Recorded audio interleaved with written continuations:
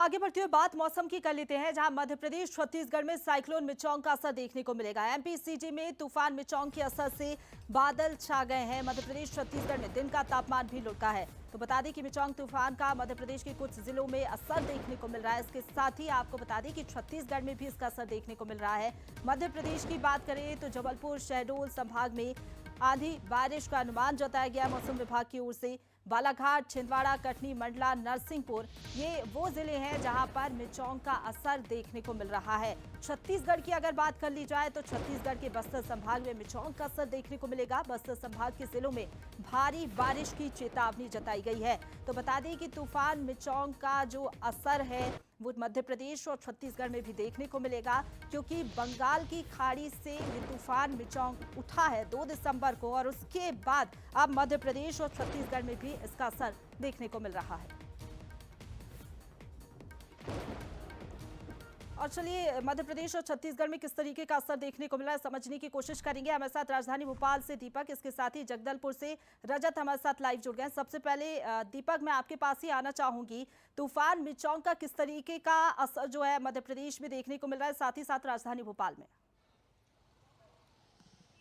प्रशंसा में बता दूं कि राजधानी भोपाल में आज सवेरे से ही पूरी तरीके से बादल छाए हुए हैं और सूर्य की रोशनी अभी तक धरती तक नहीं पहुंच पाई है। उसका कारण है मिगजोंग तूफान, और इसका असर मध्य प्रदेश में यदि बात करते हैं तो पूर्वी मध्य प्रदेश में अधिक देखने को मिलेगा, जिसमें रीवा, शहडोल संभाग जो विंध्य का क्षेत्र है उस और अधिक इसका असर देखने को मिलेगा, जहां पर बारिश होने की भी मौसम विभाग ने आगामी 7 तारीख तक संभावनाएं जताई है। मिगजोंग का असर अभी यदि कहें बंगाल की खाड़ी से तूफान उठा था और अब धीरे धीरे आंध्र के दक्षिणी भाग में यह टकराना शुरू हो गया है, और तमिलनाडु, चेन्नई और आंध्र प्रदेश में इसका दक्षिणी भाग में अधिक असर देखने को मिलेगा। इसके अलावा यदि मध्य प्रदेश की बात करते हैं तो यहाँ पर भी कई जगहों पर अलर्ट जारी कर दिया गया है। मिगजोंग में यदि जो रफ्तार रहेगी हवा की, तूफान की जो रफ्तार रहेगी करीब 9 से 110 किलोमीटर प्रति घंटे के आधार पर रहेगी। अभी हम भोपाल के जो बड़ी झील है वहां पर मौजूद, और आप यहाँ का भी नजारा देख सकते हैं। तूफान का असर जहां पर वहां तो भयानक स्थिति है, पर उसके असर से यदि राजधानी भोपाल के मौसम की बात करते तो यहाँ पर मौसम आपको सुहाना देखते हुए लगेगा। पर यहाँ पर जिस तरीके से ठंड होना चाहिए, बादल छाए हुए हैं, पर टेम्परेचर में ज्यादा गिरावट न दर्ज होने के कारण मध्य प्रदेश के कई जगहों पर इसीलिए ठंड का असर नहीं मिल रहा है, क्योंकि बादल छाए हुए हैं। और इसके बाद जब बादल खुलेंगे उसके और तूफान का असर खत्म होगा तो उसके बाद ठिठुरन वाली ठंड के आसार मौसम विभाग ने जताए हैं। इसके अलावा अलग अलग जो सिस्टम है मध्य प्रदेश में अभी लागू है। ट्रफ लाइन गुजर रही है, वेस्टर्न डिस्टर्बेंस का हल्का फुल्का असर मध्य प्रदेश में देखने को प्रशंसा मिल रहा है, और तूफान का भी असर मध्य प्रदेश के पूर्वी भाग में अधिक देखने को मिलेगा, जिसको लेकर मौसम विभाग भी अभी अलर्ट पे है और अधिक बारिश की संभावना है, प्रशंसा मौसम विभाग ने जताई है। बिल्कुल दीपक, जिस तरीके से आपने तस्वीरें दिखाई, बादलें जो है बादल डेरा डाले हुए हैं और फॉग देखने को मिल रहा है। आप बने रहिए हमारे साथ। दीपक, रजत का मैं रुख करना चाहूँ।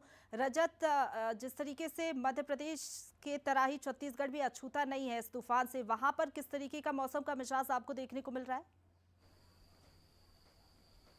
जी प्रशंसा जी, पिछले 3 दिनों से मौसम जो है वो क्लाउडी था। यहाँ पूरे बस्तर संभाग के 7 जिले में बादल छाए हुए थे आसमान में, और आज दोपहर के बाद एकाएक जो है बारिश शुरू हुई। हालांकि मौसम विभाग ने पहले ही यह चेतावनी दे दी थी कि दोपहर के बाद बस्तर संभाग में भारी बारिश हो सकती है, और उसका असर देखने को मिला है।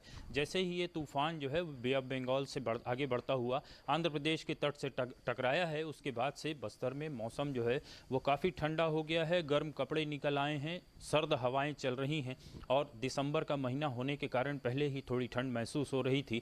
और ऐसे में बारिश ने लोगों की मुश्किलें बढ़ा दी हैं, क्योंकि रेल लाइन पर एक बार फिर लैंडस्लाइड हुआ है, जिसकी वजह से मालगाड़ी जो है वो ट्रैक से नीचे उतर गई है और आवागमन पूरी तरीके से ठप पड़ गया है।